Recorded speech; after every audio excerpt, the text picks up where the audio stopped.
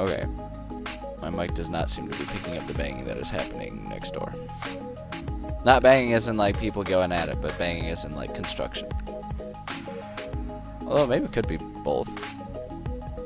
I'm not gonna judge people's kinks. Not outwardly anyway. At any rate, hello, I'm EnviroBoy, this is my channel. Gonna be doing some writing today, like I do every day that I stream. It's not a surprise that I'm doing that. Hold up. Yeah, it's Tuesday. Yes, Tuesday.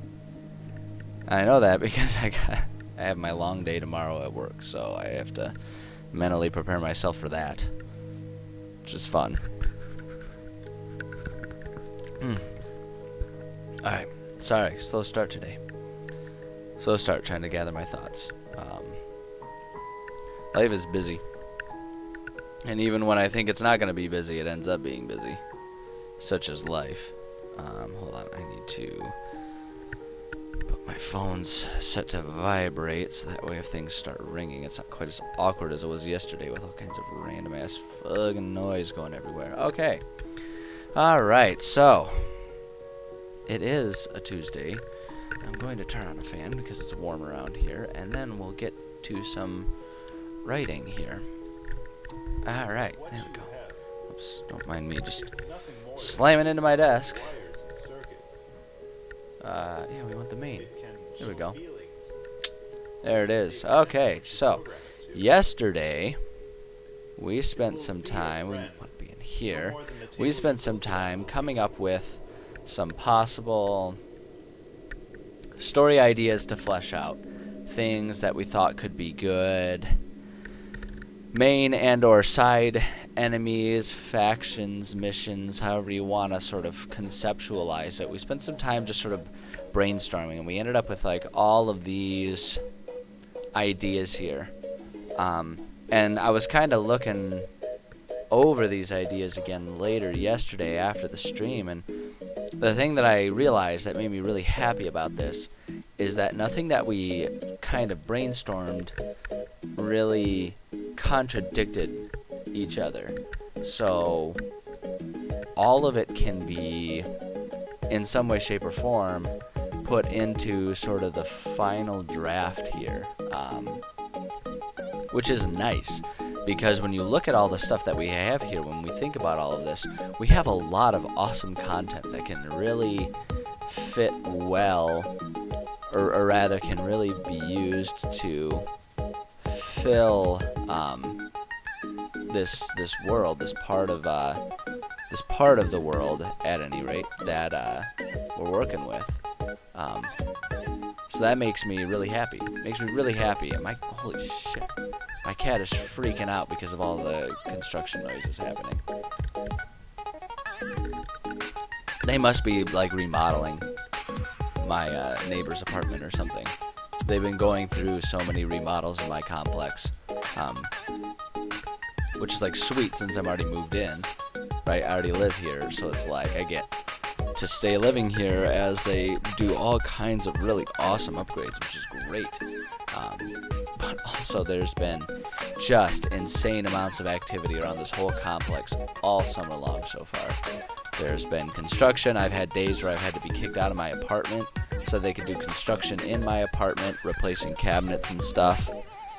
And now, like, I have to pay attention daily to figure out where I am, and I'm not allowed to park my car because they're resurfacing like the entirety of the parking lot, which is great. It's awesome, but oh man, it's gonna be nice to like have, once we get to fall and winter, to be able to just like casually stroll through my complex without running into piles of scrap wood from construction, or having to question, is my car going to get towed if I park here?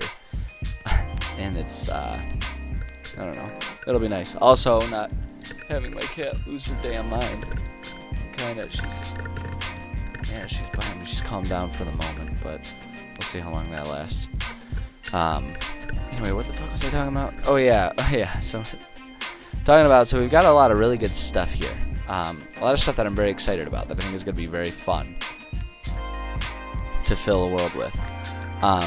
What I'd like to do, what I think I'd like to do, is spend some time. We've kind of, though we've only sort of rough drafted our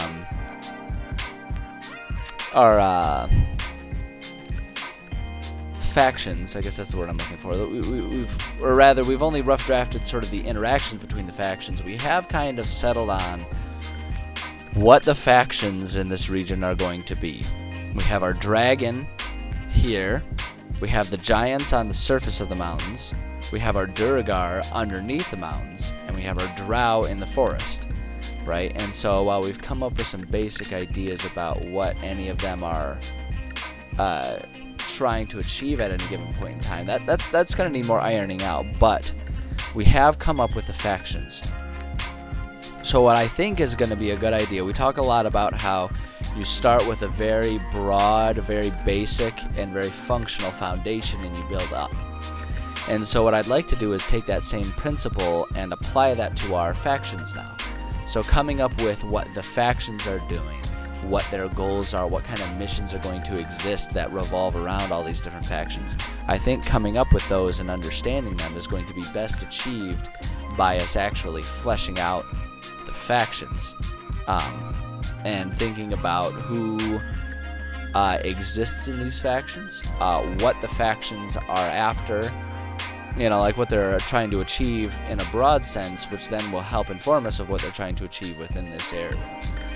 So, in the name of that, I kind of thought what we could do today is spend some time fleshing out the head honchos of maybe all of the factions. I don't know that we'll get to all of them today, but certainly starting with our main bad guy, our dragon, and then expanding to some of the other head honchos that exist from that. That's kind of what I want to work on today. So what I think, how I want to do this, I've been trying to think about how exactly I want to structure all of this stuff. So with this area here, right, this page, this is just our main page of where we'll put missions and stuff like that, right? And the idea is that this is going to, because this is the atlas, right? So here's where I can actually have a little bit of discussion, and we can kind of get to the bottom of the way I am organizing all of my notes and stuff like that. And so you can see I've got all these tabs here. And so what I often sort of end up questioning, and I bounce back and forth on this, which is why a lot of times my notebooks are a mess, but I bounce back and forth on the idea of, should I have everything as a singular packet, like everything within this Q5 region, right? Because that's the region of the map. That's the hex on my world map that we're working in, is our Q5. That's where we have it. You can see it over here as Q5. Should everything be tucked within a packet there, or does it make more sense to do anything, really do it in any different way? And what I kind of always land on is it makes more sense to have it broken up as we do here and hold to that strictly and really have the only singular overarching packet for everything be within the world, right? Zaoria is the world that I have. That's what my world is. That's what I call it.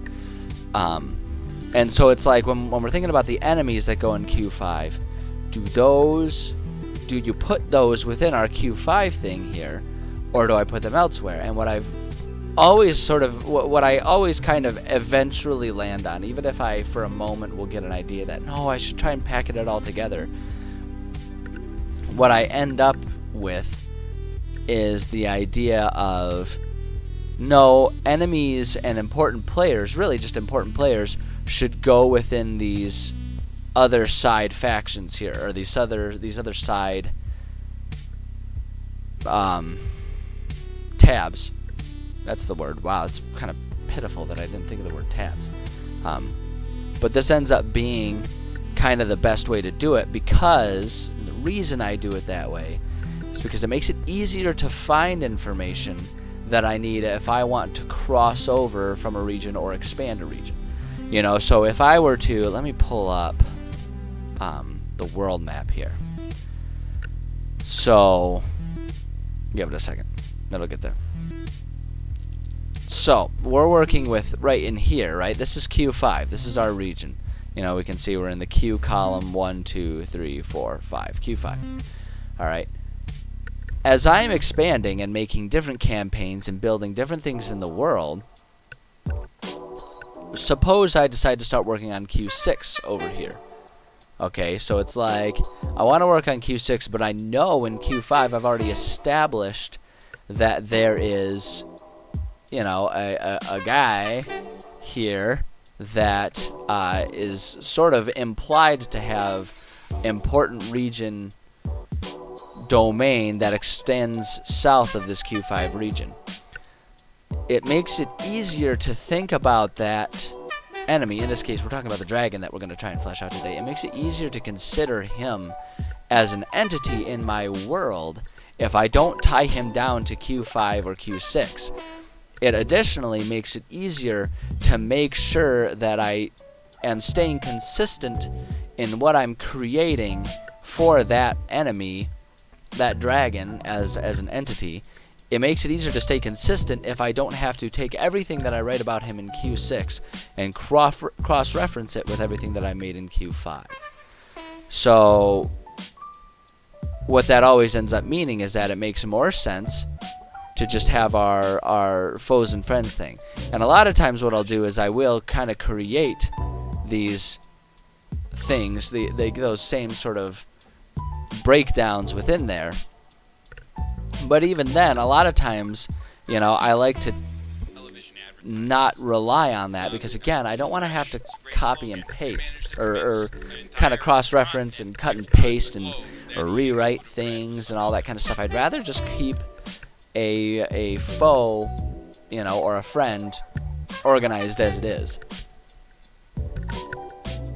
by their individual stuff. So what usually ends up doing in this stuff, I actually want to, you know, I kind of want to put all of it into, right, so we have all these other things that I've written before.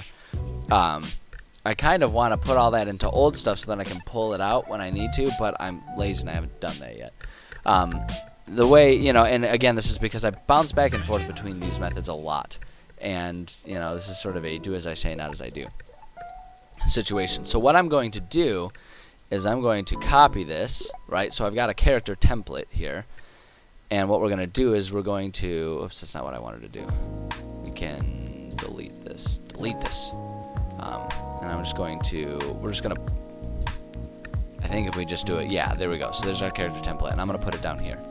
And so what we're going to do is we're going to do, as a placeholder here, I'm just going to say dragon, golden wind, plains. Right, so as we kind of flesh this out, and what I'll eventually do is, and in fact I can kind of do this right now, I'm just going to do faction leaders, right, and then what we'll do is put that right there and make this a subpage, because that's what he is. That's probably the easiest way to think of him. Like, you know, if I'm going to do this, what I would do is I'd have faction leaders, minimize that just so that way it stays on top there.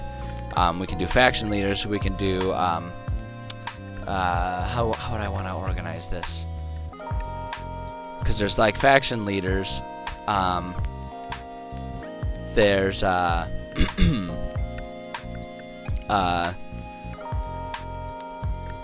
like it's I'm trying to think about a way to do it because it's like important people within a faction, but that's such a mouthful of things to say. So, like, I don't know that I want to call it sub-bosses, but let's say, so it's like faction leaders. We can do, I'm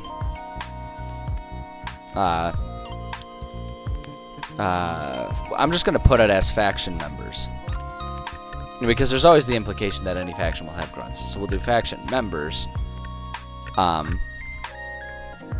Faction leaders, faction members, and then there might be others that come into play, but this is a good way to break it down.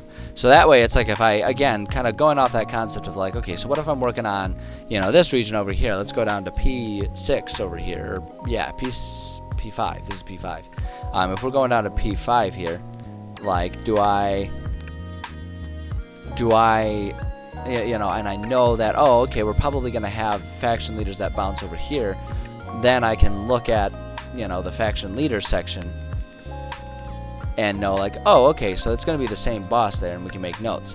And what's really important, what makes this work is, and here's where it takes some paying attention to stuff, and here's where, if we're going into our atlas, if we go back into here, right, so when I had changed this, if anyone who was here yesterday will remember, this had originally said like link index. And so what I'll do is I'll actually even include that. Let's just do that right now. Just put that in here with plenty of room. I'm going to call this our link index, right? And so what we can do is now we're working, so if we're going to work on our dragon here, we can copy the link to the page, come up here, and paste it in there, right? And it'll, oops, it did it twice. We don't need to do that. And so we'll have it there. Now, I'm not going to do that because I want to at least have the name, so that way the name is in there, but it'll create our name there and we can have that. The other thing you can do is you can even do that once we have the dragon with his name. You can even put that link anywhere in here. So anytime I reference him, I can, you know, connect the link there so that you can find it and go to it and just click everything. And that's one of the beautiful things about using OneNote for this.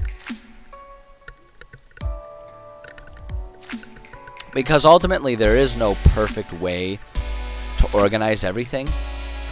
It's all about what makes the most sense to you. So feel free also, if you're kind of looking at what I'm doing as sort of a guide or a benchmark for how you might want to approach your own homebrew stuff, feel free to disregard what I'm saying here if this doesn't serve you, right? Because everyone's going to have their own system that'll work best for them and make the most sense for them. And that's fine. And the thing about it too is, as you can see with my organizational system, I'm constantly in the process of reorganizing, of editing, of changing things. That's part of the process, right? You know, I talked about this yesterday. The idea isn't to get it exactly right the first time. The idea is to just spew whatever crap you have in your brain, spew it all over the page, and then start editing it, refining it, until it's exactly like you want. And eventually it'll get there, right? Just sort of recognizing that it's always a work in progress, really. Everything, especially when we're talking about homebrew and making campaigns, making a homebrew campaign, everything is always a work in progress because things will change. You'll get new ideas. You'll want to edit and modify, and that's 100% okay. You know, this isn't a type of project or hobby that requires you knowing all of the answers immediately and getting it done right away. That's just not how this process works. And your best bet is to embrace that and love that part of it, honestly, because it's all part of the hobby. If it's not something that you like doing, then maybe the hobby's not for you, right? A hobby as in home brewing. You know, you can still like D&D, you can even like DMing, just stick with pre-made stuff. And those are perfectly valid options as well. I'm just not talking about them because this stream is about homebrew writing.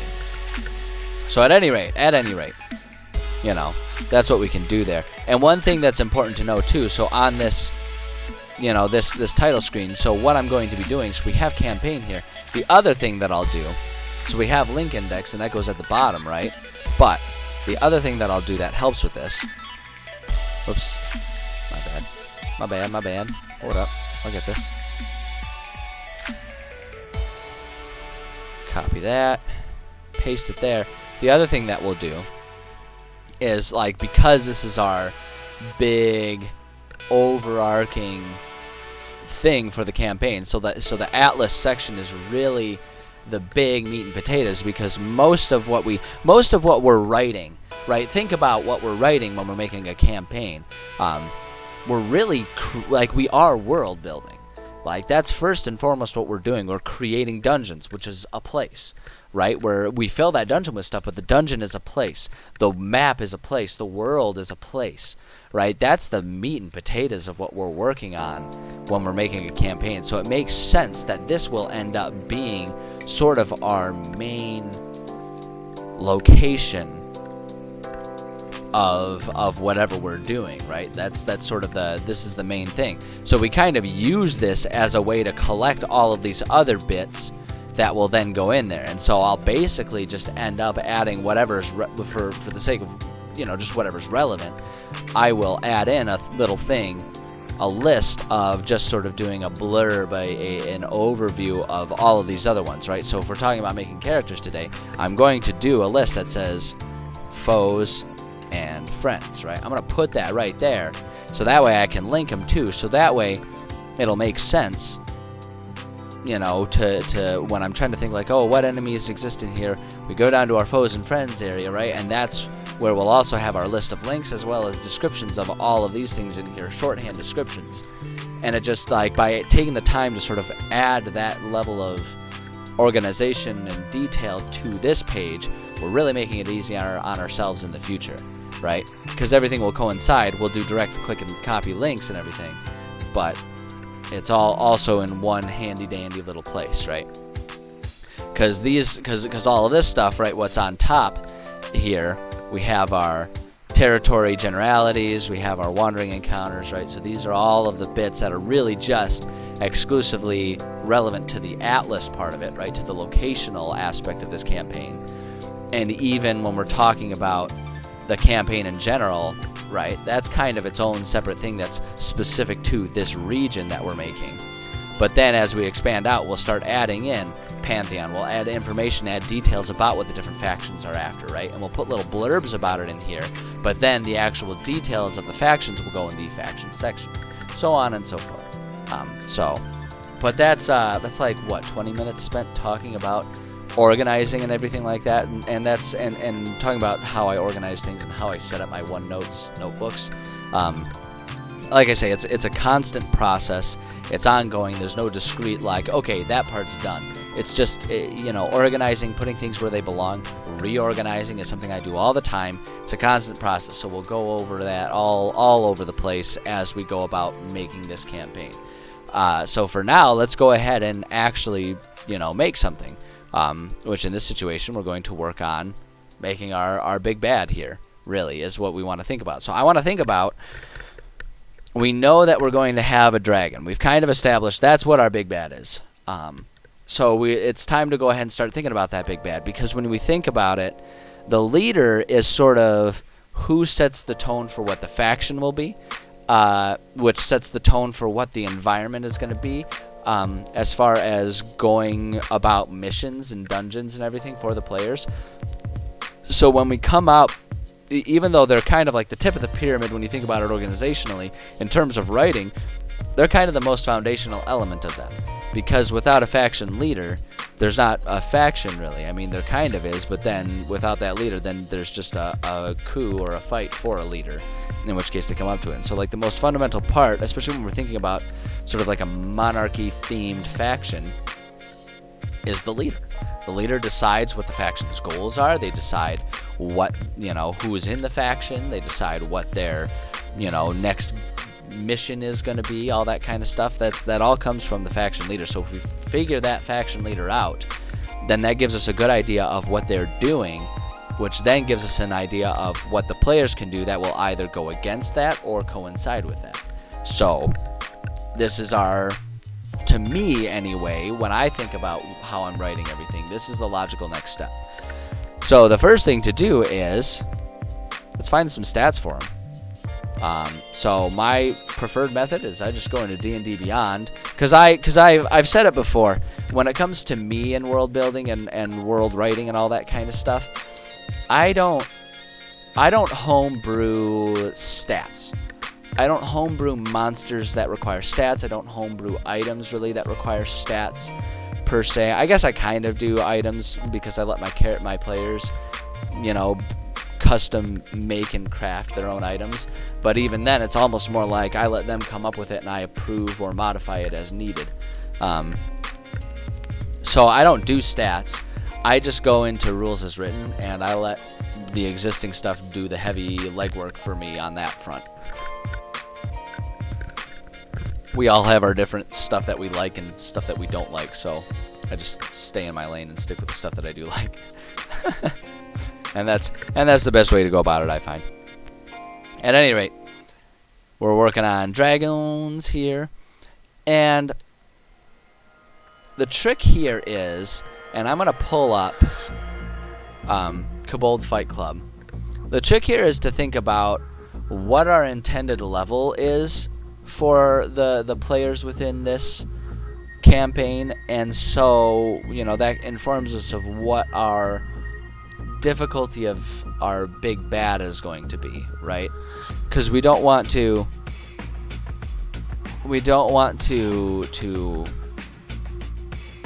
how do I want to say this? We don't want to deviate from our plan to a degree. We don't want to make a boss that's too hard or too easy.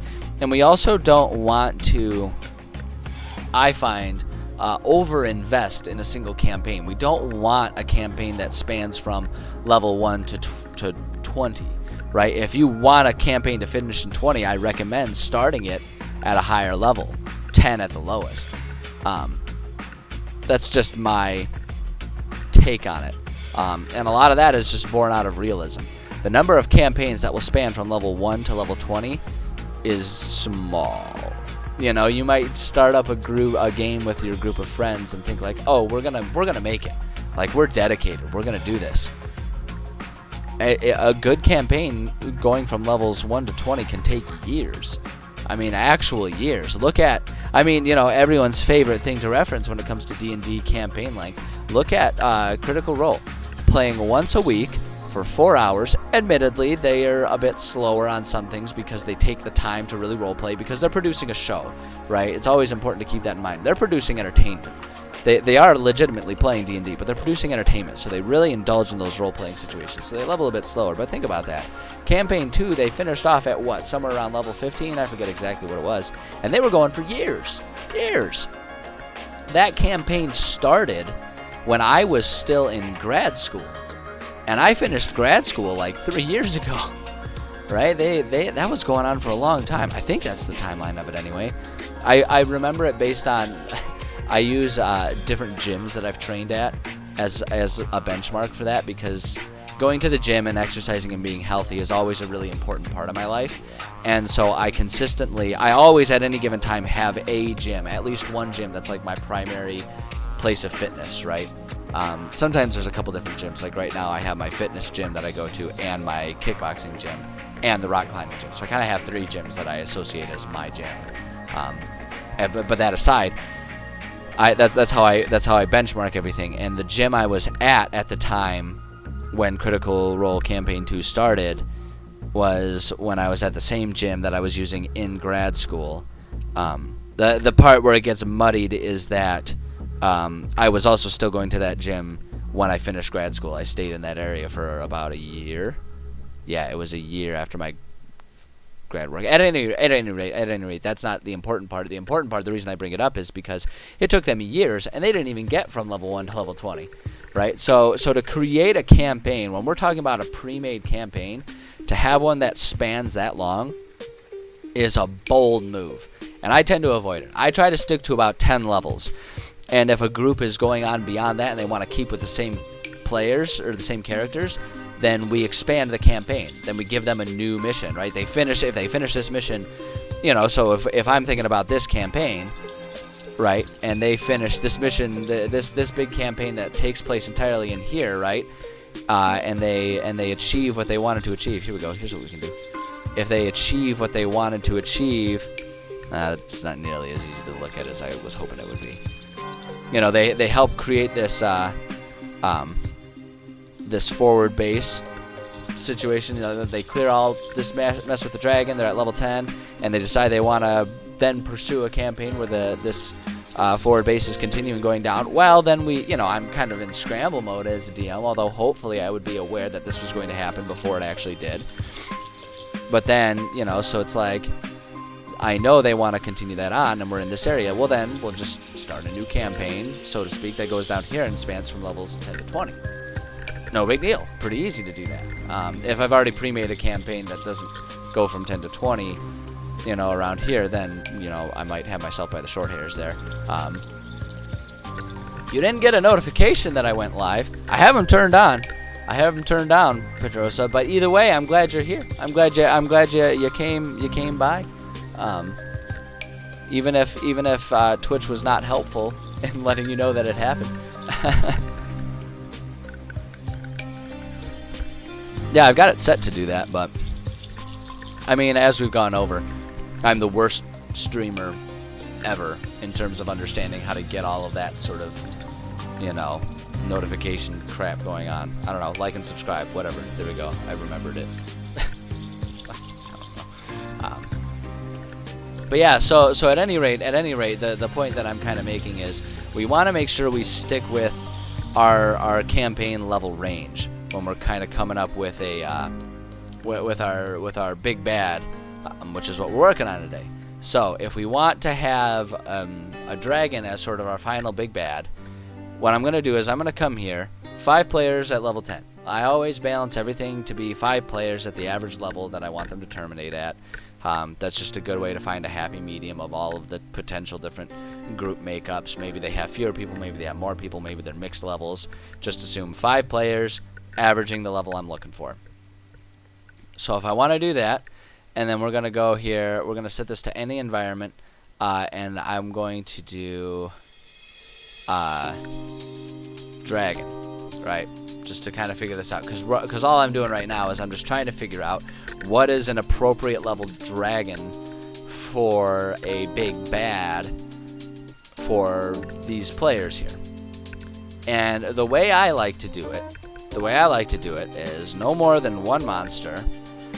We'll set to a random medium or a random hard. Either one is an acceptable option. You don't want to set it to deadly. We want the final battle to be deadly for them. We want them to earn that final victory. But what you want is you want either a medium or a hard difficulty boss, so that way you can add minions into there, and like that gives you wiggle room to add minions, right? Add people that will add complexity to the whole action economy concept. You know, which side gets the more attacks during a single turn. Because what you'll find is even if it's a deadly level difficulty, right, if it's a really deadly singular enemy, you'll find that players don't actually have that hard of a time defeating them simply because they get so many more actions per turn, right? It's so much easier for them to handle it because if your big bad can only do, you know, even if they get like 3 or 4 actions per turn, if they can really only do that many per turn, while all of your players can get 2 or 3 actions per turn, and there's 5 of them, you've got 4 actions against 15. And so it doesn't matter how much damage your big bad does. The fact is, they're gonna at best be able to take out 1, maybe 2 players in a singular turn, but even then, that's gonna be tough for them. So it's just because of the action economy, they're gonna have a pretty easy time doing that. They're gonna have a pretty easy time distracting the monster. They're gonna have a pretty easy time spreading themselves out and making sure they don't all get hit by too much area effects and stuff like that. And they're just, at any given time, you're not gonna have many of them that are weak or distracted. So the better bet is to set your difficulty for your big bad to a medium or hard. I usually actually go for medium if I can, based on whatever I've got in mind. So that way you can have them throw just a shit ton of minions at them, right? A bunch of minions that serve as distraction and fodder. Because it's like, even though the big bad can maybe only focus on 1 or 2 of your players at a given time, if you have 7 little minions going around, they can gang up on the rest of them and distract them. So that makes players have to suddenly choose, like, do we lay it on heavy on the boss and take out the boss, or do we take out these minions first to clear up and give ourselves some breathing room, right? And so that way, you know, because you don't want to do a deadly big bad and then add 10 minions, because then it'll be just virtually impossible. You want it to be possible, you just want it to be a challenge. And that's the best way to make it a challenge, is to make sure you have minions. So we don't want to blow our load on just the big bad. We want to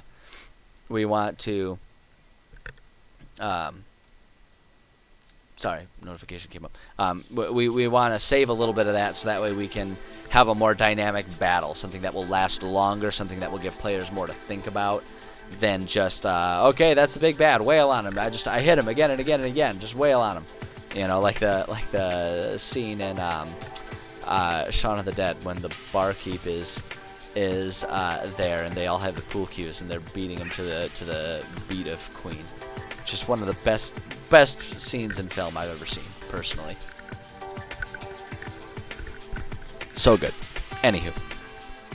So, if we're looking at this, we want to do...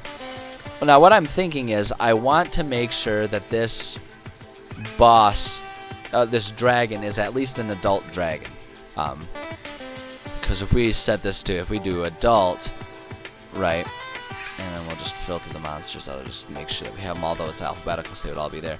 So if we have our adult dragons, right, at any given time, then we can make sure they have the legendary actions. Because I think, if I'm remembering properly, if we set it to young, let me see here.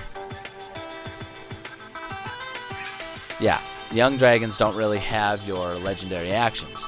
Which, I mean, we're talking about a big bad. They've got to have legendary actions, at least lair actions. I mean, come on now. We gotta make them earn the victory here.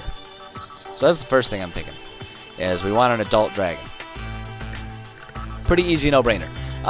If we sort it, we can sort it by challenge rating to give us a few ideas. And so if we want the adult dragon, right, and we're going to set it to hard. Let's try it. Let's set this to adult. Let's just set it to adult, and we can set it to dragon there, which will help everything. So here's all of our adult dragons that are accessible to us, right? We can, again, sort it by challenge rating. So if we go for one of these ones, like an adult gold dragon, which, I mean, thematically sounds like it would be just about right for, we're talking about the plain setting, right? An adult gold dragon would be pretty perfect. It's the Golden Wind Plains. I mean, thematically, that's perfect. That said, if we notice our difficulty here, that's a challenge rating of 17, which is going to be a deadly fight just with the dragon alone. That's not what we want. We don't want that. So if we're looking at this, Kobold Fight Club is very helpful in that it kind of, you know, color codes it for you.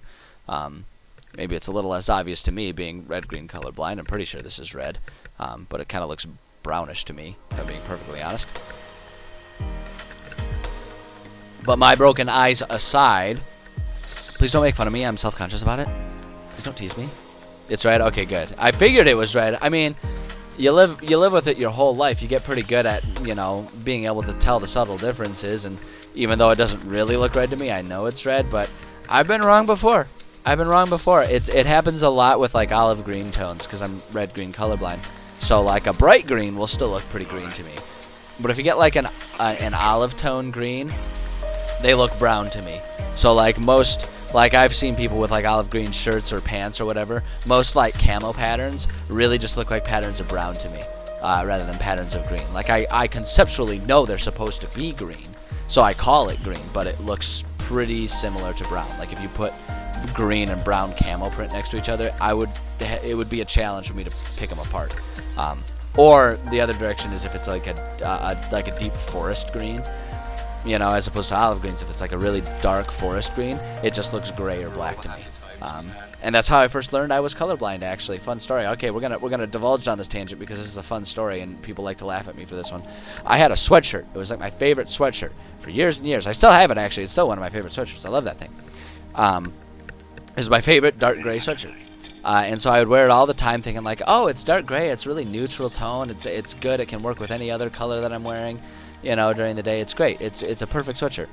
And I was just casually talking with some friends one day, and I was like, yeah, you know, it's a good day. I'm sitting here, you know, I was like, we were at a bonfire. I was like, it's a bonfire. It's like the perfect weather for my perfect gray sweatshirt. And they all looked at me. They're like, dude, that sweatshirt's green. And I looked at it, and my mind was absolutely blown to pieces. I had no idea. So then, like, the next time I went to the eye doctor, I was like, can I take a colorblind test? And it turns out I'm pretty, it's not like, you know, so severe that I can't drive or anything, but yeah, it turns out I'm pretty red-green colorblind. No idea. You just get used to life and the world you perceive as you perceive it, and you just don't really think much about it. So, there we go. Anyway, long story short, this is definitely red, but to me it looks kind of like a mahogany brownish red to me, to be perfectly honest. But whatever. That's a stupid story, and no one really asked for it. So, the important thing here is this. I know is going to be orange. And these are going to be more so the challenge rating that we're looking for a big bad here, because these are going to give us that wiggle room we're looking for in order to have minions. Now, I might prefer, I honestly really like a boss that's like a medium level difficulty, but we can work with hard. So an adult brass dragon. That'll give us a little bit more wiggle room for more minions than if we were to go with like the copper or the bronze, right? Because those are getting up there. Those are inching closer and closer. Like our bronze here at our 1300 experience budget, deadly would be like 1300. That's stupid. 13,000. 13,000 is our budget really for deadly, and our adjusted would be. And our deadly one would be 14,000. So it's inching up there, but we can still make it work. We can still make it work. Following metallic good and chromatic bad. So generally speaking, that's how it works. The thing for me though is I don't look at good and evil as necessarily being strictly in alignment with are they a good or a bad person. So if we're using a metallic, right, and just because they're good doesn't mean they're going to agree with the players, even if the players are trying to be good.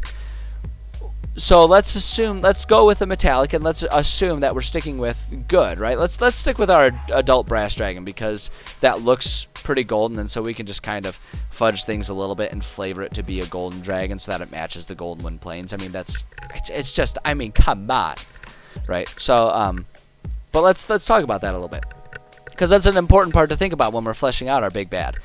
It's a chaotic good, and if we want to stick with the lore, we have to somehow reconcile the concept of our players might be in conflict with a good aligned creature. I don't think there's anything contradictory about that, because let's think about how we're structuring this campaign. We're not structuring it as this dragon wants to rule the whole, or destroy the whole world or anything like that.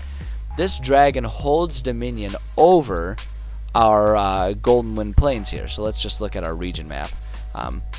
Right, this dragon just holds dominion over this place, and that dragon, I would say, if we want to give him good intentions, so to speak, that dragon probably views his responsibility like, his or her responsibility. We haven't thought about that part yet. But this dragon views their responsibility as protecting the living creatures within the Golden Plains from negative outside influences. Now, I think it would be pretty reasonable. I mean, that makes it a really easy understanding that, that means the dragon views protecting, the wildlife critters of this region from whatever monstrosities may be encroached from the mountains. That dragon probably also feels a certain responsibility for the Leonin people who worship this dragon. And it probably involves, when we think about the atmosphere that we're kind of building, the environment we're building for these planes, it probably involves, their good actions, their protective actions as a dragon, as the guardian of this area, probably includes maintaining the proper balance between industrious growth with the wildlife that is sort of recovering and growing back in this part of the world, of an entire world that was shattered by the unhinging, by this calamity event that allowed all kinds of strange monstrosities to be born and grow and take hold in this world. So to that dragon, seeing these industrious, humanoids, not necessarily humans, but for the sake of conversation, these industrious humans, these people coming in here trying to establish a trade route, what does that dragon see? What does that dragon see?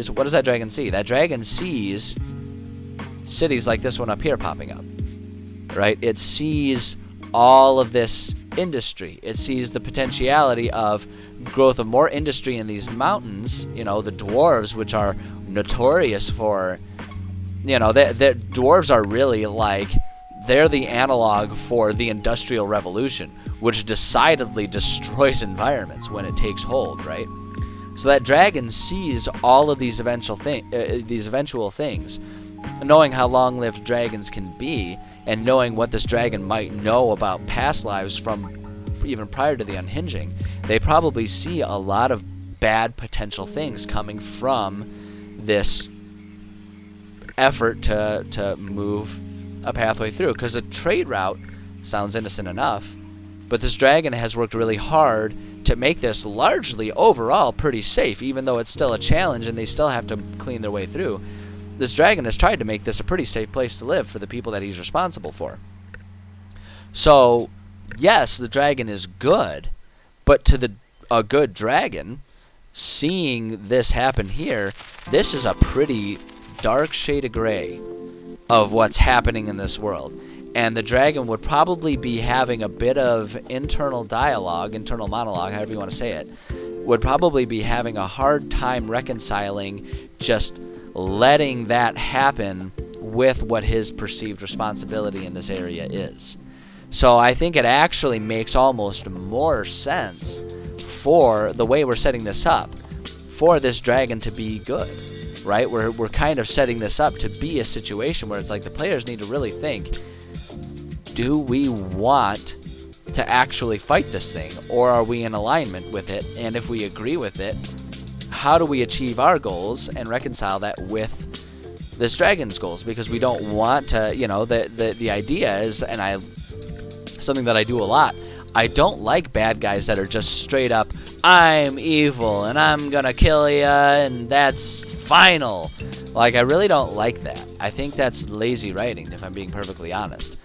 So to create a big bad, you know, a big bad here that is a dragon that's good, I think adds a lot of nuance and makes this a much more interesting campaign. So if I'm being perfectly honest, I like that this is a good one. I like that this is really good. I think that this makes it a much more challenging campaign for the players, because it's not just challenging in terms of how do we kill this thing, it's challenging in terms of, do we want to kill this thing? Are we okay with killing this thing? Right? Even though it's at odds with our goals, it's not doing it out of hate for us. It's not doing it as this monstrous evil being.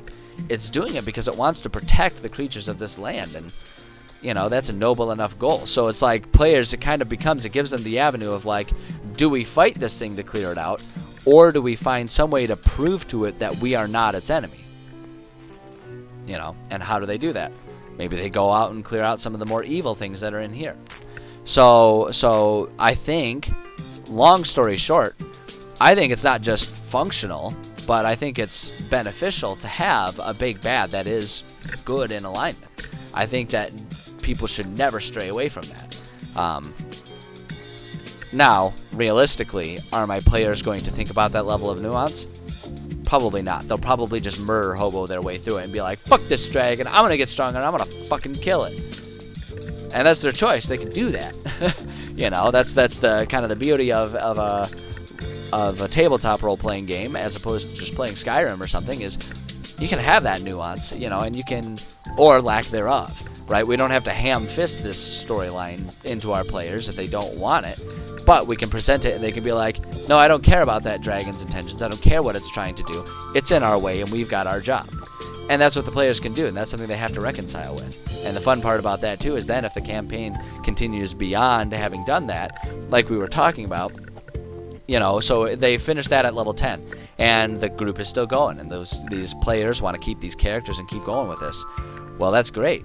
You know, they've just given us the perfect setup for campaign levels 10 to 20 here, because now the Guardian that's keeping this area safe isn't there anymore. There's a big power vacuum there. Who comes in? Do the giants decide they want to be hill giants rather than like mountain storm giants and stuff like that and make their way over here? Do the Duergar say like, hey, maybe we can build some underground tunnels and just sort of work our way underground into this area. You know, maybe something else from off the map comes in. We've filled up a power vacuum, and now the campaign is just the players figuring out, oh shit, we created this problem. What do we do? So it really all plays into it quite nicely, I think. The other thing too, and this is something that I've been thinking a lot about with this campaign, and that we can talk about, is the other thing too is that does raise the question, okay, so they decide to be in alignment and in agreement with this dragon.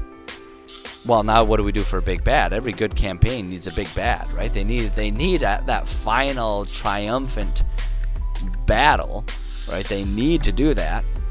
Well, there's no reason that a campaign can't have more than one potential big bad. And that's where our faction leaders, the concept of having all these different factions at war with each other, kind of come into play. Because suppose we just make it so that every faction leader in here would be a reasonable, or could easily be altered to be a big bad for a group of level 10s. What if we organize it so that all of the faction leaders, maybe we set up a couple different stat blocks for these faction leaders, so that way, you know, suppose they use they kill that leader as like a midway point towards another goal, well then we use like a level 5 boss or something like that. But if they decide that's what they want to make the big campaign, maybe we also just include a stat block for a level 10 Duergar boss, right? We've got all kinds of options available to us. And that's what I talk about. That's what I mean when I say I want to make these types of things. I like making my campaigns sandboxy. I like there to be options, right? Their goal is just to get this pathway made. And if they can do that without fighting the dragon, then sure, we'll give them fights elsewhere. There's all kinds of room in this world for all kinds of different fights. Or if they just want to fight that dragon, then they can go ahead and do that. So really, what I'm getting at here is we'll set up probably a couple different tiers of difficulty for battle for all of our potential big bads. We'll just kind of let them choose, right? We'll be a smart DM about it and recognize like, oh, my players are approaching this boss at level 7, right? The level 10 one might be a little much for them to handle, but that's okay because they're really using this as a midway boss. So we'll give them the level 5 version, and it'll be an easier thing, and they'll be really feeling strong and good about what they're doing. And, you know, they've got their battle and everything like that. But then, you know, you smart DM it and say like, oh, but there's now a power vacuum because they killed the giant boss that's over here. Now there's a power vacuum, and before they can get out, there's all kinds of struggles with Duergar and Drow happening. Well, then one of those turns into the big bad. You know, so what I'm getting at here is we're not creating a railroad campaign. We're creating a sandbox campaign with options. And so we'll just write in some options. But I'm going to rein all this in because the fact is I'm talking a lot about a lot of different potentialities. We're kind of getting into the territory of, you know, when we were working on all of this stuff here, we're just spewing out our ideas and we're going to edit those to kind of make some final versions there. And so I've just sort of, without even writing it down, I've kind of quadrupled the amount of just random stuff that's down here. We've got the ideas in our brains. We'll edit it and refine it as we go. But today what we want to work on is our dragon. So let's think about this dragon as possibly being our big bad, supposing that our players decide to just go murder hobo with it and decide they want to just fight and kill the dragon. They're going to get stronger. Like I said, we can maybe have it be the campaign then, if they decided and they want to stick to fighting the dragon, have the campaign be, you know, maybe each of these faction leaders is guarding a specific item that will make it possible for them to kill this final dragon. Right? You know, that'll make it easier and make it possible for them to do that. And you just kind of like flavor it, even though statistically they might not be, you know, necessary. You flavor it that way, right? You give them that option to you know, you just yes and some stuff and flavor it that way, so that they, you know, they have to claim all these things from these other demi bosses, right? And then eventually fight this guy. So this guy is going to be the big bad. All right, so that's what they want to do. So let's write it as in that's what we want to do, because I think what we are settling on is that no matter what, this is the final obstacle to pass. There's not going to be a level 5 option for this boss. So let's flesh them out as if that's the situation. So up here is just our cliff notes about it. We're not going to worry about that. That's what you do at the end here. So for this one, what I am going to do is we can add our link So let's just go ahead and do it as we're going here. Copy link to page. This is a beautiful part of OneNote. And we're just going to go ahead. Pew! Paste that in right there. Right? And I'll probably have to redo that link once we actually come up with a title for this campaign. Because every good campaign needs a title, but I feel like that comes at the end.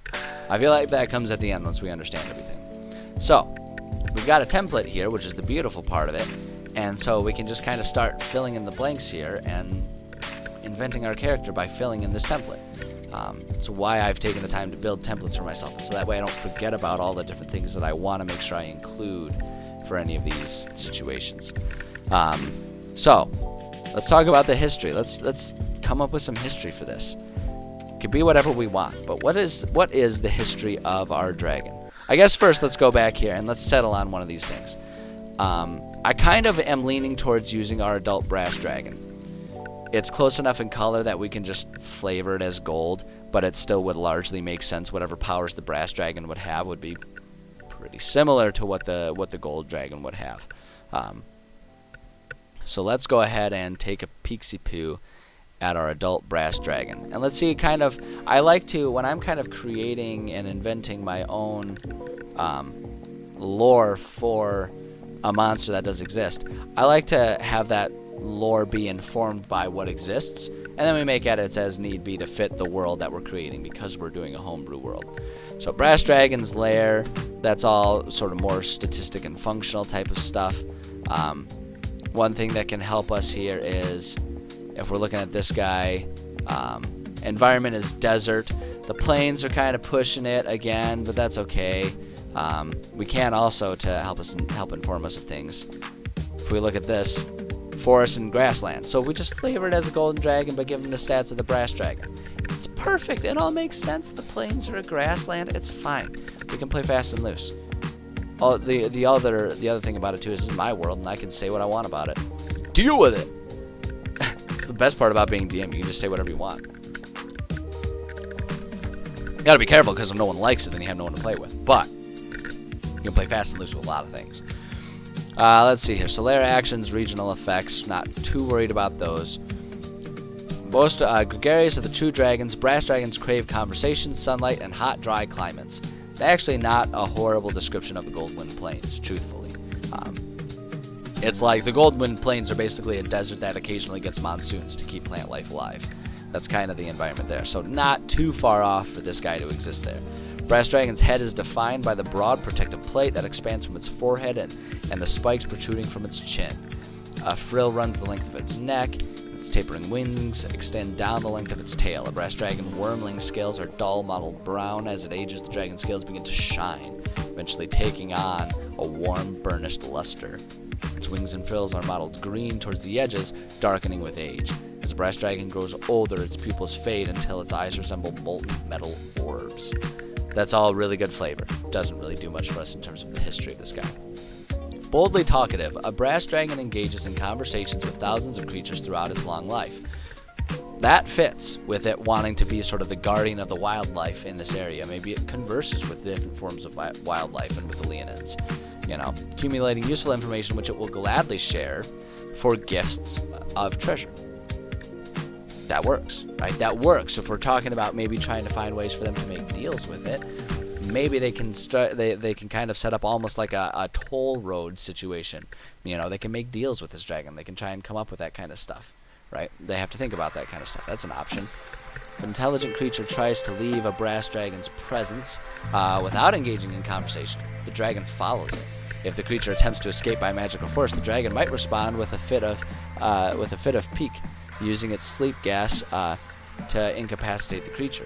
When it wakes, the creature finds itself pinned to the ground by giant claws or buried up to its neck in sand while the dragon's thirst for small talk is slaked. That just sounds really funny. I mean, let's be real. That would be a hilarious instance.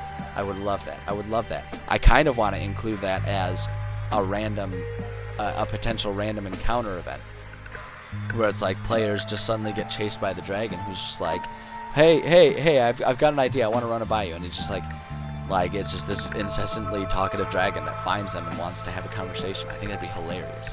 Brass Dragon is trusting of creatures that appear to enjoy conversation as much as it does, but is smart enough to know when it is being manipulated. When that happens, the dragon often responds in kind, treating a bout of mutual trickery as a game. That's perfect. That's perfect. So if it thinks, like, if it has any reason to distrust the players at all, it'll act distrustfully, and that's perfect for a bad guy. Even if it's good in alignment, that's perfect for a villain. That is 100% perfect. Prize treasures. Brass Dragon covets magic items that allow them to converse with interesting personalities. An intelligent telepathic weapon, or a magic lamp with a genie bound inside, are among the greatest treasures a Brass Dragon can possess. So now that right there gives us some really good ideas about how we can make this be a campaign, even if players are going to try to not fight with the dragon and just cut a deal with it. They can't cut a deal with a couple thousand gold. No. This dragon wants something much more interesting and difficult to come by. And so we plant, some rumors. This dragon that likes to converse and come up with ideas can give them ideas about, like, okay, there's a collection of, there's this item in the woods, this item in the mountains. I want you to obtain these items for me. If you can get these 2 items for me, I will allow you guys to pass and create your trade route. Give them something like that. So suddenly, we have a campaign. We have something that our players need to do to achieve, right? I think that's perfect. I think I couldn't have come up with something better than that, if I'm being perfectly honest. Brass dragons conceal their hoards under mounds of sand or in secret places far from their primary lairs. They have no trouble remembering where their treasure is buried, and therefore have no need for maps. Adventurers and wanderers should be wary if they happen across a chest hidden in an oasis or a treasure cache tucked away in a half-buried desert ruin, for these might be parts of a brass dragon's hoard. That could be a really fun way for them to accidentally make an enemy out of their dragon companion here as well. If they just stumble across its treasure trove and take some of it, like suddenly, we pissed off the guy that we're trying to be in league with here. That's perfect. It couldn't be more perfect. I think this is excellent. The only thing that's imperfect about this really is the fact that their key environment is desert, but we can fudge that. That's an unimportant factor as far as I'm concerned. So I love this idea. Already we've got some really good stuff to work with, in this area. So the history of this dragon, we have to think of. Okay, first off, I kind of want to come up with a name for our dragon. It always feels a lot easier to come up with a good character if we have a good character name, right? It makes it feel more personal. It makes us feel invested in this character, and I want to be invested with the character, because the other thing to keep in mind. So here's EnviroBoy's tips for DMs. As the DM, you don't get to be attached to a character the way players do. You don't have your player character. You have characters that are fleeting, that come and go. The most omnipresent characters you're going to have as a DM are your villains, your big bads. So go ahead and let yourself get attached to them. Even if their ultimate fate is to be killed or forgotten or surpassed in some way, shape, or form, even though that's the final goal for them, let yourself get attached to them, because that's the character that is going to be present throughout the entire campaign. And that's the character that, even if you don't roleplay them every session, they're going to be the one that is most important in shaping how the campaign goes. So let yourself get attached to them. Be personal with them. And as a tip for anyone who's a player out there, if your dungeon master is wanting to add a little bit of extra exposition, through monologue, through descriptions of a big bad, let them. Okay? Do your DM a favor and let them, because that's them enjoying their characters, right? That's them getting to enjoy characters that they don't really get to enjoy the way that players do. That's their way. If they're going to do some sort of monologue, as long as it's not too long and too aggressive, if they're going to do a final monologue, or if they want to do a final conversation with the boss, as your characters are getting ready to strike the final killing blow or getting ready to start combat with them, let them have a moment, right? That's what your DM, that's their character. And in a lot of ways, especially when you get to the final battle, that's them sort of accepting the ultimate fate of that bad guy. that's them accepting the fact that, okay, this is the end of my character. This is my character's finish. You know, so just, that's an aside, but just something to think about if you're a player or if you're a DM. This is your character. Take some time with it. Flesh them out. Give them a history. You know, write these big bads especially as you would any other character. And as the DM, it's totally fair that you get to have that with multiple bad guys throughout a campaign, because all of them are likely to die. Even if they don't die, there will come a time when your players are done with them. When they've defeated them, when they've made a deal with them, when they've surpassed them, and they're done with them. There will come a time when they are done with them. So enjoy it. You know, this is your way of having characters. So enjoy it. Which is why for me, I want to come up with a good dragon name. And one of my favorite tools for coming up with fun names is fantasynamegenerators.com. I mean, come on, with a URL like that, what more could you ask for? So we are going to go with, there's a lot of different ways you can go about this. A lot of times when I'm using this tool, I will actually go to real names, and I will choose like nationalities, right? Because I like to structure a lot of the existing places in my D&D world after existing parts of the world. It just makes it easier for people to get attached and to visualize what's happening if you kind of structure them after those areas. So a lot of times I'll do that. But when it comes to like a dragon like this, dragons don't really ascribe to any sort of nation. They have their own rules. So I like to go to fantasy folklore, and then I just do the dragon names. We can either do more traditional Chinese dragon names or more sort of westernized, modern, you know, Lord of the Rings style dragons, which is what I lean towards. Mostly it's because that makes it easier for me to pronounce them. I hope that's not insensitive of me to say. I don't know how Chinese nomenclature works, and so it's hard for me to pronounce their names. I respectfully try, but I think I disrespectfully get it wrong all the time without meaning to. But now we can just kind of go through and kind of use these. We can either take one as it is or come up with a new one. And so let's just see what kind of comes up and see what sounds good. Beifu, Nizot, Pagelf, Champion of the Blue. No, that doesn't make any sense. Oidra. A lot of times too, I'll just use these as springboards and sort of come up with one that I kind of like and then modify it a little bit. Lord of the Brown. Powerful. The Redeemer. I kind of want his sort of moniker here for this guy, given what he is trying to accomplish. I want it to be the Protector. Is kind of what I want to come up with. Like such and such the Protector. Right? Because that's what he's doing. He's trying to guard the Golden Wind Plains. He's trying to protect the plains from all kinds of horrible things. And that's just what he's after. We'll put that as part of his history. I kind of like this. Eodris. I like that. They've got it as the dark one, but that's honestly that's honestly just randomly generated. But I like Eodris. I'm gonna actually go with that. I like that one. I want to take that. So Eodris, the Protector. That's what I want his name to be. I like that. I feel good about that. I like the fact that that has pretty obvious denotations as him being a good guy, or at least perceived a good guy, right? So it's like that'll give players something to think about, you know. Although knowing players, they'll probably think that it's just egotistical. But hey, that's maybe something that they can learn throughout the course of the campaign, is realize that their perceptions of this dragon were wrong. And it can be a valuable lesson.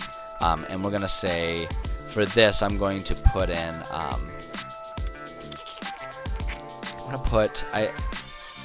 actually not even going to put it there. Eodris the Protector. And, I mean, we'll eventually have to obviously make some very clear cut notes in here for future reference that this is an adult bronze dragon. Pretty crucial part of it. I'm just trying to think about, for the sake of organization, if we want that in the title. You know, sometimes it can be really helpful to just have it there. But what I think I would do if I was going to do that, more so I would probably just like within our faction leaders have a sub part that says something along the lines of like, you know, non-human or human or whatever, is probably how I'd organize it. So I'm not going to worry about putting anything in the title. The title is just the character's name, Yodris the Protector. So let's think about the history. First off, I kind of want to think about how old Yodris would be.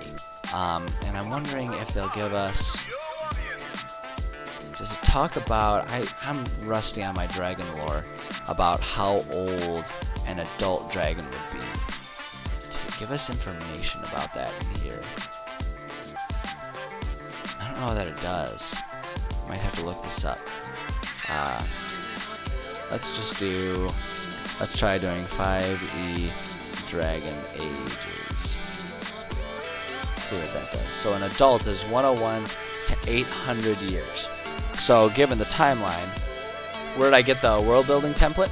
So if you're talking about just the appearance, I just Googled D&D OneNote templates for just like the background and the stylings and stuff like that. I just kind of Googled it.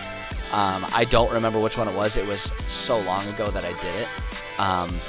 I couldn't tell you where exactly I found it, but if you Google it, a lot of people have made stuff like that. If you're talking about the content in terms of like what I'm writing here, I came up with that. I came up with that based on what I knew I wanted to make sure I remembered to flesh out and write for any given thing, right? So in this one, we've got character templates and stuff like that. You know, I just kind of came up with that, and one of my eventual goals as I slowly learn how to stream and slowly learn how to have an online presence and share things, my intent is to share a OneNote notebook that has everything that we create, like all the specific stuff for this campaign, as well as including versions of all of my templates that I make, so that people, if all they want is the templates, they can just grab the templates with all of that information. And so that way they can kind of have that as their starting point and just kind of save themselves. But really all I did for making the templates is I just thought about, like, what do I want to make sure I remember for a character? And I just kind of wrote all that and gave myself little blurbs to remind myself of that if I needed to, is kind of what it comes down to. But yeah, one of these days I will figure out how to share a OneNote. The other thing that's hard about it is it's a bit of a project because I'd have to prepare things, because I'd have to create a separate notebook from this one, because I don't want to share everything that I write. I just want to share this one campaign, because I have a lot of other ideas that are, you know, it's not necessarily that I'm like embarrassed about it or anything like that. It's kind of more about just I don't want to gunk it up with all of my other stuff, and I also don't want any of my players to get clever and realize that I'm sharing this stuff and then cheat. So one of these days I will figure that out. It's gonna happen. It's gonna happen. I've decided that I want that to happen, but right now I'm just kind of focusing on learning how streaming and stuff like that works, and getting myself a good setup for that. And then one of these days I will expand out and start sharing that stuff. So, like, you know, stay tuned and keep bothering me about it, and one of these days I'll figure it out. But yeah, that's where it all came from. So talking about the history of this guy, so if an adult dragon, if we're going to stick with the lore, and in this situation I think I do kind of want to stick with the lore as written here, if it's going to be up to about 800 years of age, then this dragon, based on the timeline of my world, did not exist prior to the unhinging. This dragon was born and grew up during the unhinging.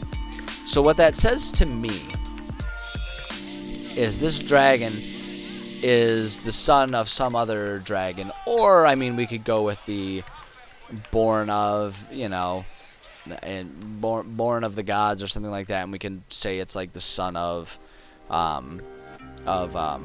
what's his face? What's the one dragon? Not Tiamat, but Tiamat's analog, photo negative. Fucking, what's his name? God damn it. something. Bahamut. Bahamut, that's the one. Bahamut. So it's like you can almost go for something like that, but what it says to me is like this dragon was in some way, shape, or form born after the unhinging.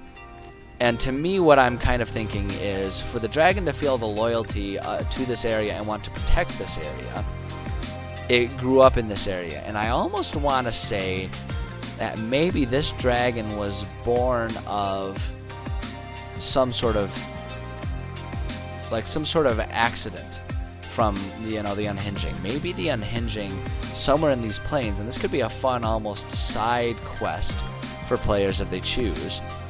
Alright, but somewhere in these plains, maybe even south of here, out of the range or the scope of this camping.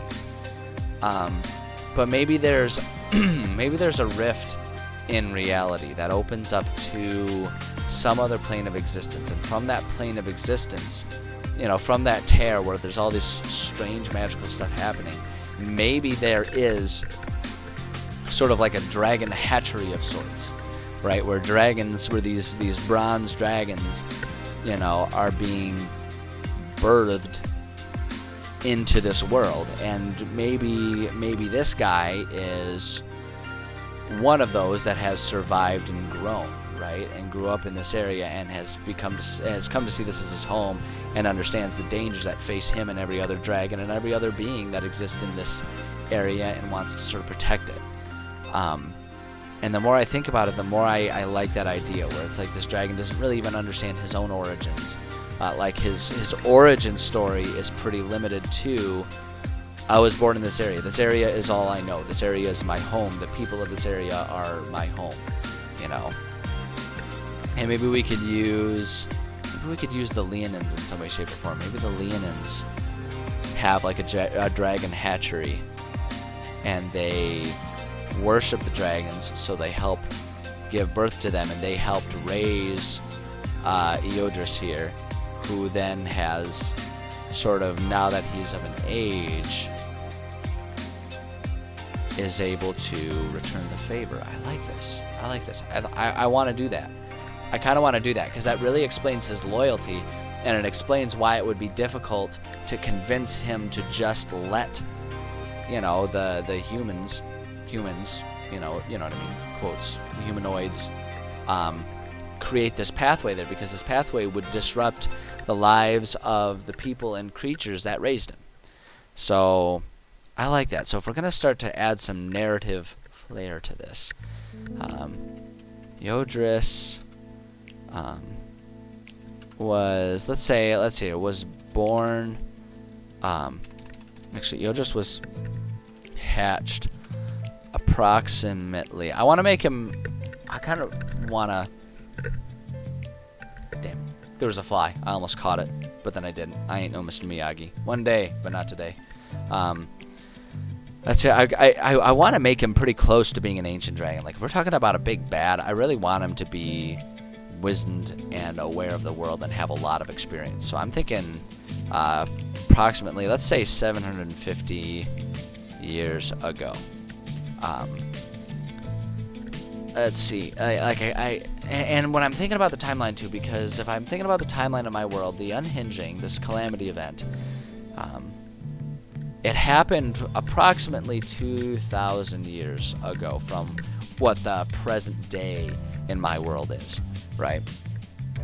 So if I'm thinking about that timeline, it makes sense that it would take maybe about 1,000 years for the Leonin to sort of recover enough to begin, to have a stable enough life that they could not only worship the dragons, but find ways to collect, have collected an egg or found an egg, hatched it, and then are expanding upon this egg hatching, this dragon hatchery business of theirs, so to speak.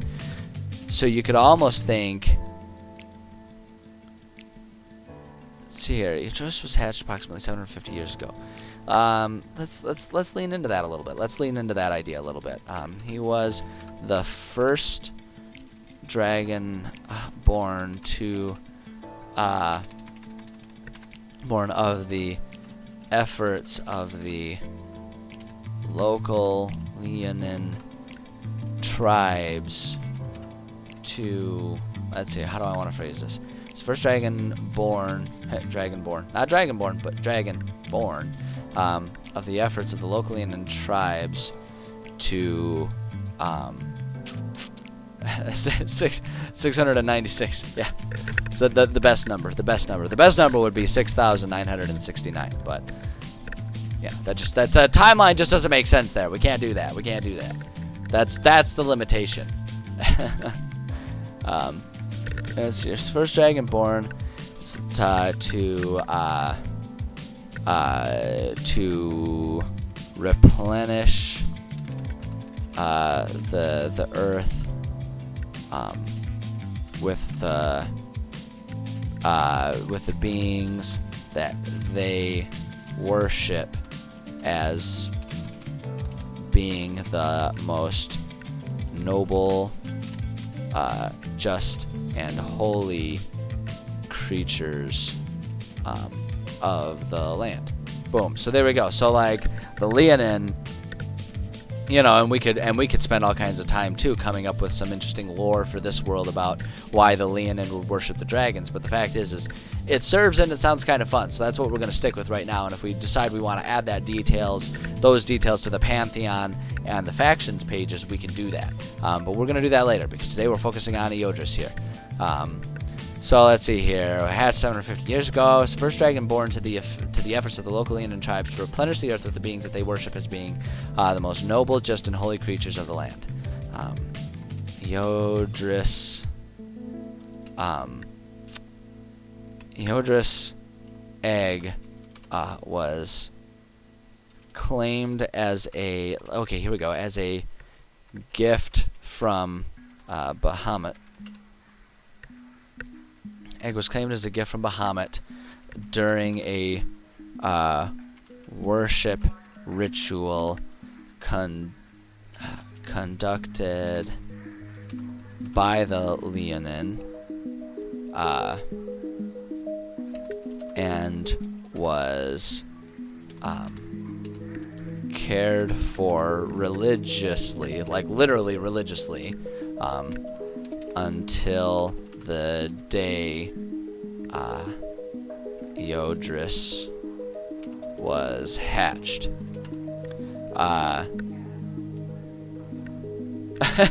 Bit unoriginal. I mean, yeah, like we've all kind of been there, but that's what makes him relatable. You know, if we were all born of holy rituals as eggs to be the next great, to essentially be Jesus of our times. You know, we've all been there, nickel every time, sure, but that's what makes him relatable. We have to be able to see ourselves in this creature if we want to. If we want to really understand and respect this character, we need to feel like we could be this character. Until the day Eodris was hatched. From his hatching as a, let's do this.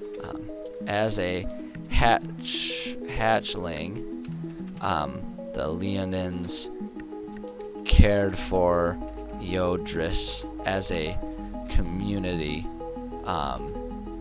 until the day came that it was time for him to expand beyond expand beyond the village of grass huts. I don't know. It's not very artistic flavor, but I'm not trying to be a novelist here. And we'll just say the village. The grass huts is a pointless detail. We don't need it. Beyond the village. As a young dragon. There we go. See, referencing the existing categories. Let's see. As a young dragon, Eodris explored the expansive Golden Wind Plains, coming to know them dearly as his home. as he learned about the planes and the creatures within, he grew to understand and respect the balance that would be necessary to truly help the land recover from the remaining damages of the unhinging. Whoops, what did I do? The unhinging. Period. There we go. Literally my biography. Didn't you know, Petrosa, I've secretly been stalking you, and I am subtly, hopefully without you realizing it, because I'm not going to tell you this, I have been subtly making you the hero of my campaign. Or perhaps the villain, depending on how the players choose to see it. Surprise! Thank you for the motivation. I hope you don't mind that I'm going to become rich and famous off of your story. I'll just title it. I'll title it as a biography. The crazy guy on Twitch story. All right, let's see here. Well, the planes and creatures within, he grew to understand and respect the balance that would be necessary to truly. I'm going to take away truly. That's an unnecessary word here. Necessary to help the land recover from the remaining damages of the unhinging. Soon he internalized this mission and took on the title of the Protector. We should put that in quotes here. Took on the title of the Protector, taking it upon himself to ensure that dangers encroaching upon the plains never made it in. Let's see here. As the years wore on,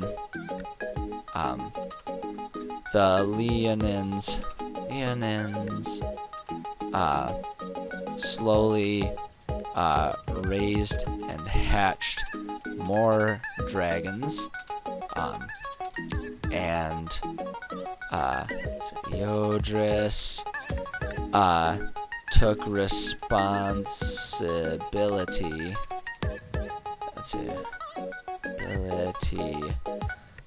for teaching them the proper ways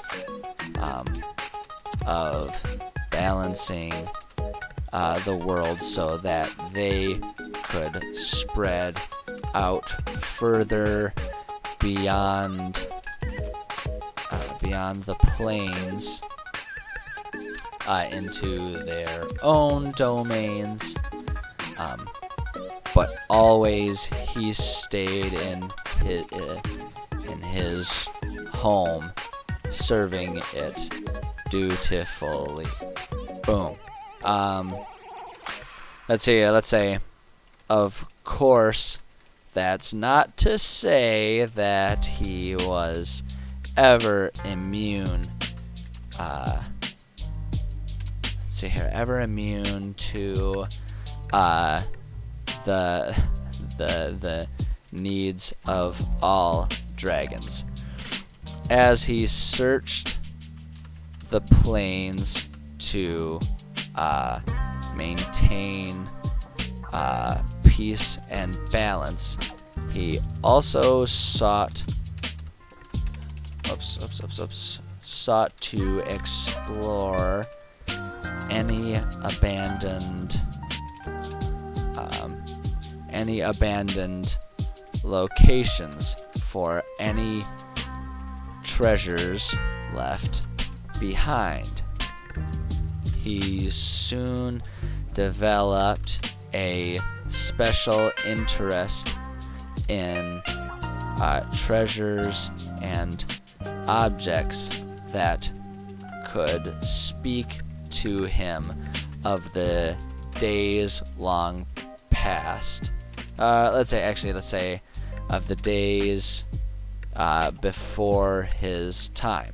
So that's what he's really obsessed with. Like, he wants objects that are sentient and can tell him about, life as it was before the unhinging is really what he's obsessed with.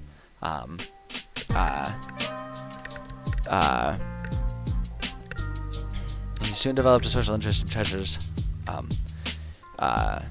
Days before his time, coveting them and hiding them for his own personal hoard and collection. For his own personal, we'll just say collection. We don't need multiple descriptors for that.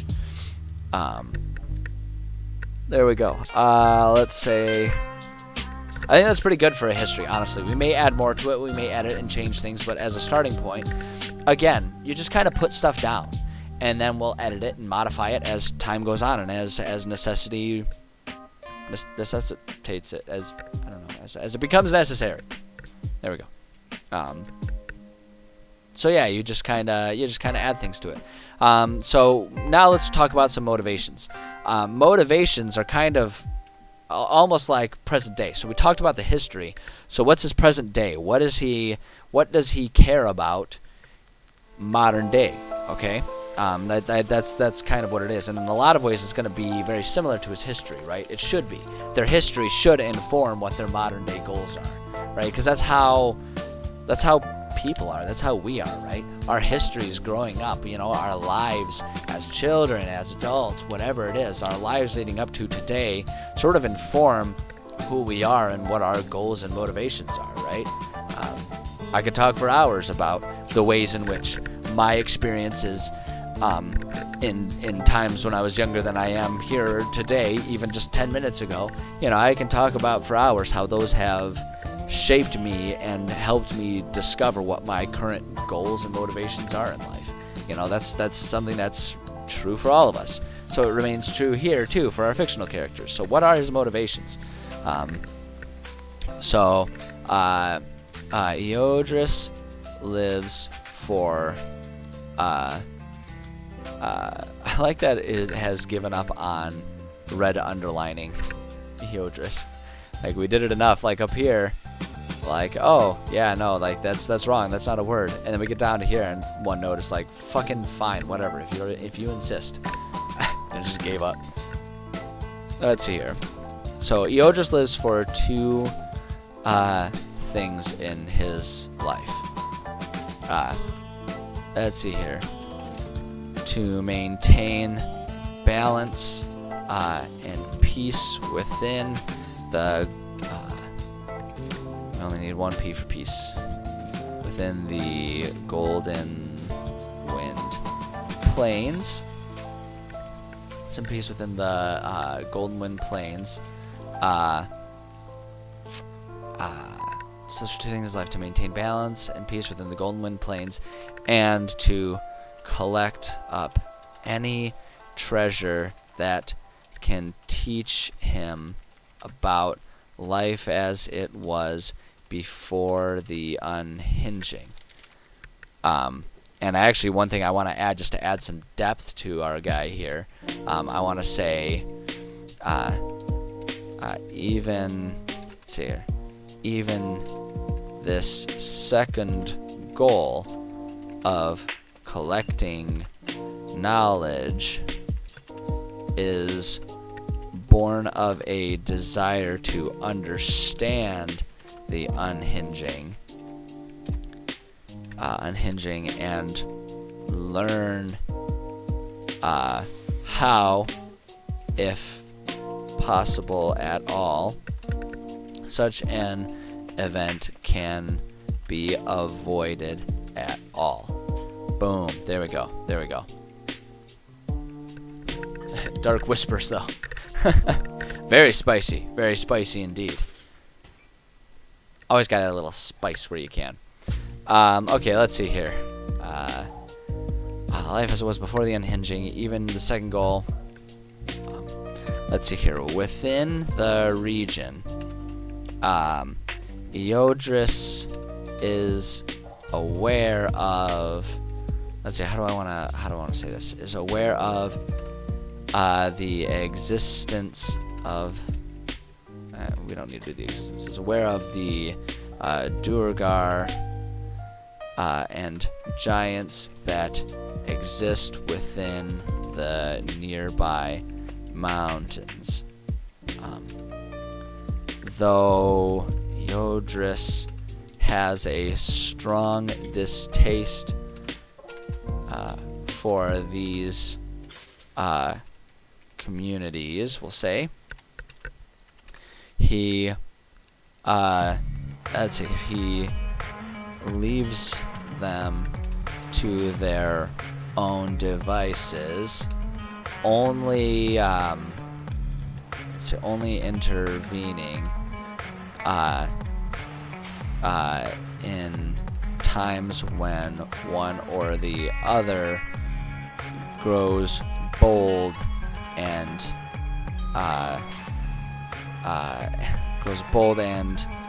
can be found in the mountain foothills, encroaching on the territory of the plains. Boom. So it's like, so we're kind of setting up here with his motivations. He's pretty passive about them. He's like, I see them there, but I'm willing to let them have their region if they allow me to keep my region. Let's see here. So, strong with communities. That said, a part of Eodris is curious about what magical items may exist within the dark tunnels and high peaks of the mountains. Let's see here. He's not. I think what we'll say is. Let's see here. I guess we'll also say, though Eodris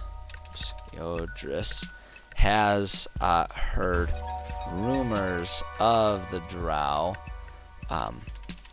drow beyond the mountains, he has little interest in things so far beyond his domain. Boom, there we go. Okay, so that kind of gives us some information about all of the existing factions.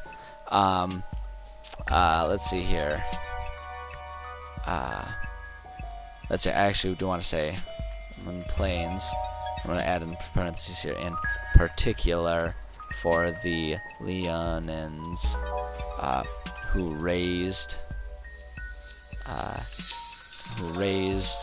and now worship him. Boom. He'll take care of his loyal subjects. Add that little bit there. So now the only other thing to do is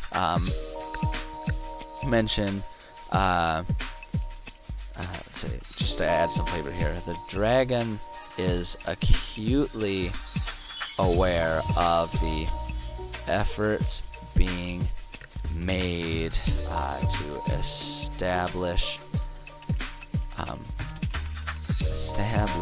a trade route that runs directly through his domain. He is not happy about this, though the beings building this road. No, damn it, I chose the wrong one. Trusted it, beings. Beings building this road have not yet caused severe problems. The establishment of a city north of the plains is concerning. Eodris is afraid that allowing this trade route to exist We'll open the door. No. I only want 1p. Only want 1p. We'll open the door. Excuse me. Open the door for more cities and a return to the. Let's see. For more cities and a growth in industrious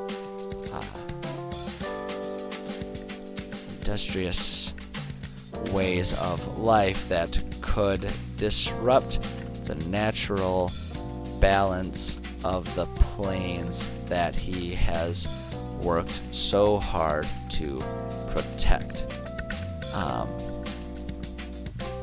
He is not hostile towards the beings, but has let's say, how do I want to say this? Because basically what we're trying to establish here is a description of how he is stopping this progress. So it's like, it's not a secret. Like, he's not watching them from afar. He's established and said, like, no, you guys cannot go on. So he's not hostile towards the beings, but has directly forbade proceeding with the project. Let's see here. Under ultimatum of conflict if they disobey. So disobey? Is that not right? Why can't I spell disobey? How do you spell disobey? Oh, obey. E-Y. There's like an entire brand called Obey, and you see that shit all over the place these days, and I still can't spell the word right. Real strong showing for me here today. Conflict if they disobey. For now, this has halted the project, but things remain at a cold standstill. With Eodris not giving in, but the expedition crew refusing to turn around. Say Eodris is willing to continue conversations, but presently has little interest in budging in his stance. Boom. There we go. There we go. So I think that sets up really strongly. I think that gives us a lot of ideas about motivations and what he would be wanting to accomplish, and what he would be willing to do in terms of working with the players and anything they try to accomplish. I think that's really good. I think that gives us some good stuff. It'll probably need lots of editing before we call it a final cut on everything. But it's a start. So now, so here's kind of the fun part: role-playing notes. I like to establish this. When we're going to have an established recurring character, I like to take the time to add some role-playing notes. And sometimes I have to do this after the fact if I had to just quickly ad-lib a character because of what players chose to do during a session, or because of a random encounter that became more than just an encounter. But if I get the chance to do it ahead of time, I like to come up with some of these baseline informations and ideas here as far as role-playing and playing them, so that way I can, even if it's multiple real-world months, because it's multiple sessions in between appearances of this character, I can maintain consistency, because my players love to make fun of me if I'm inconsistent with an accent. So with the accent here, I always this is 100% flavor, really. This has nothing to do with lore or anything like that. It's just, when I think about this character, what does he sound like? So for accent for this guy, and a lot of times too, what I'll do is I'll put down like a celebrity or like a movie character or something like that. I'll put down notes like that, so that way I can have a reference point that makes it easier. to imagine what I'm trying to describe. You know, so it's like if they sound like Forrest Gump, then I'll put that right there, and that just makes it really easy. Plus, doing that gives you something to sort of imitate and makes it easier to do an accent in the first place, especially trying to keep it consistent. So for this guy, all I'm thinking, this is going to be really simple. Deep, rumbling, dragon voice. Think James Earl Jones. That's genuinely what I'm thinking. Like a very Mufasa type of speech pattern. Like no accent per se, but that deep voice, that deep grand voice that speaks slowly and deliberately, right? Just that kind of cadence, and that's all it takes. That's all it takes. You don't really need a whole lot of other description there. It's just if I put that there, then every time they converse with the Yodris, I'll do it that way, and it'll be easy. Alignment. Like I say here, definitive, clear-cut declaration of their alignment. Can change, but changes should be added to as sub-bullets so that character's history is noted. So it's like this is the so that whole thing, describing it that way. I don't know where that happened. Where's the? Fine, we'll do it that way. Yeesh. Oh, I see. I accidentally got rid of my bar up there. I'll have to figure out how to go get that by. That was probably way back when I accidentally hit Alt at some point in time, but I'll fix that later. Because I'm almost out of time. I want to finish this stuff, and then the stat block is. I'll just say right now, the stat block is no big deal because I just screenshot the stat block from D&D Beyond and then paste it in there. Unless I'm gonna explicitly homebrew something, but that's really easy. But I just put it there so that way there's an easy reference point. If I already have this pulled up, I can have that reference point in case they surprise me with combat, or I need to just do like 1 or 2 actions for them. Like I'll just put that there. But the alignment. So the idea with the alignment is that it can change, right? Sometimes alignments change based on actions, based on interactions and what happens over the course of a campaign, and that's totally fine. You just want to make note of that, so that way you can, because that helps to inform sort of how we approach this. But the other thing about alignment is it doesn't necessarily just mean good, right? So I'm going to start this guy as consistent. We're going to say chaotic, good, and so I'm going to add a few other notes to that. Has good intentions, but it has good intentions for protecting the planes. However, is flighty and can become distracted with cool items or a want to chit-chat. So it's just something simple like that, right? And so that kind of gives an idea. So it's like he's got that deep voice, that James Earl Jones voice, right? But then also he's chaotic good. It's good intentions. He wants to protect everything. However, he's flighty and can become distracted with items or just a desire to chit-chat, right? So it's like an idea that kind of gives him that sort of sense of, almost a sense of playfulness, right? And so that can be a really important aspect in terms of role-playing them. That can help you understand, like if you're just trying to ad-lib a conversation, having that note there really gives you a good idea about, like, okay, how is this conversation going to go? How should I, like, have them react to what the players say in terms of this, that, or the other, conversation topic or whatever. So just adding little notes like that. It doesn't take much, just something to sort of trigger your memory and help you remember, like, oh right, I was doing this with this character. Let's keep it consistent. And if you need to change it, you do that. You just make it as a sub-bullet, so that way you understand the history. Because the thing about it too is, suppose he starts this way, but as the players go about their activities, suppose he gets angrier and more upset with them. So that's going to change things, right? It's going to change things. He might still be chaotic good, but instead of flighty and distracted, I might put a subnote and say, is very laser focused on being upset with players, does not like them, may attack on sight, right? You add little things like that, so it's like you can consistently change how you roleplay the character. Those are important notes. Okay, so then nature, and again, so this is even more detail than what we just had for alignment right there, right? So this is added, and in fact, we might even say, I'm going to take this.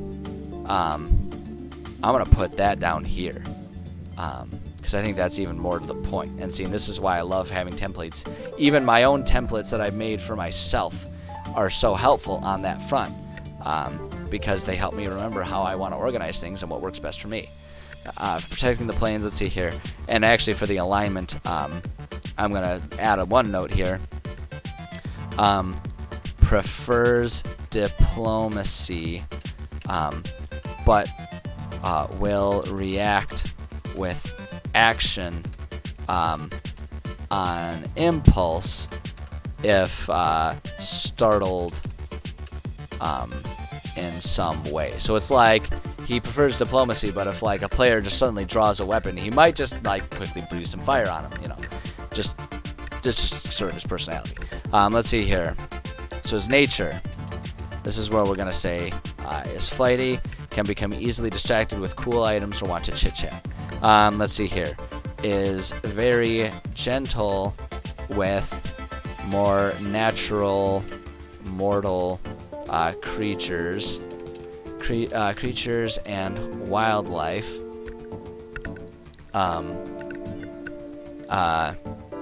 Let's see here.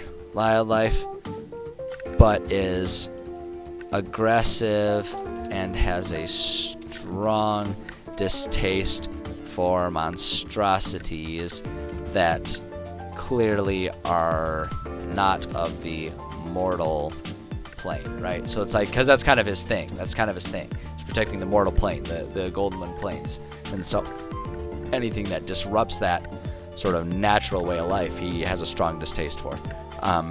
Is weary of humanoids. Hominoids? No. Of humanoids. Of humanoids. Except for Leonin, right? Because he was raised by them. Is weary of humanoids, but willing to converse and be diplomatic with them. So it's like, that's kind of his attitude. So it's like he's always going to be weary of it. All that kind of stuff. And then the one other thing we're going to add for the nature is if he perceives that he is being tricked or lied to, he will fight fire with fire and abandon honesty. So kind of like what the lore was saying, where he almost views like trickery as a game, right? And so he wants to sort of like win that game if someone brings it to him. But I think that's a really good start. And this gives us almost a complete fleshing out of this. For the stat block here, what I'm going to do, I'm actually just, so I don't forget that that this is up, that this is what I'm working on. I am going to, you know what, no, I guess I'll save it for later. I'll save it for later because I'll also want to copy and paste all of the layer actions, and I might want to edit them so that they maybe include some of the golden dragon type stuff. I don't know. I haven't quite decided on that yet.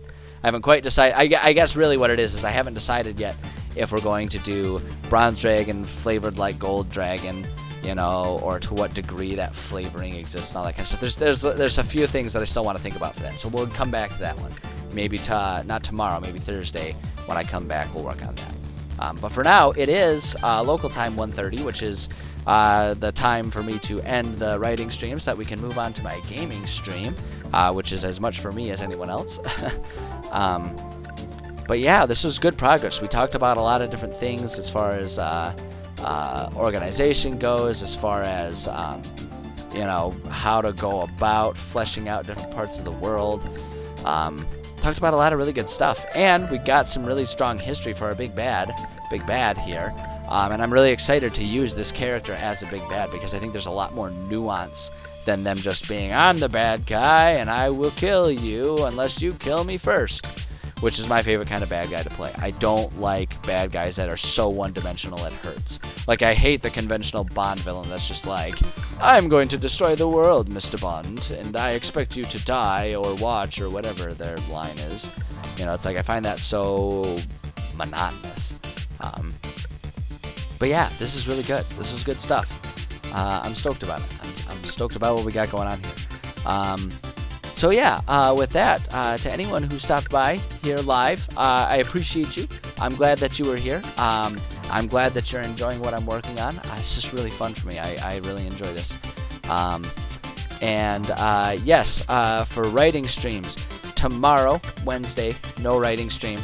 Tomorrow Wednesdays are my really heavy work days. Those are the days when I pretty much spend a solid 11 hours just at the workplace having to get stuff done. That's just the way my schedule is structured these days. So no stream tomorrow, but as far as I know, I'm free up to stream again Thursday and Friday. So expect to see me live for more world writing Thursday and Friday at my time, 11:30. I'm in the Eastern time zone, so it's on you to figure out when the fuck that is in your time zone. I don't care about you enough to do it for you. No offense.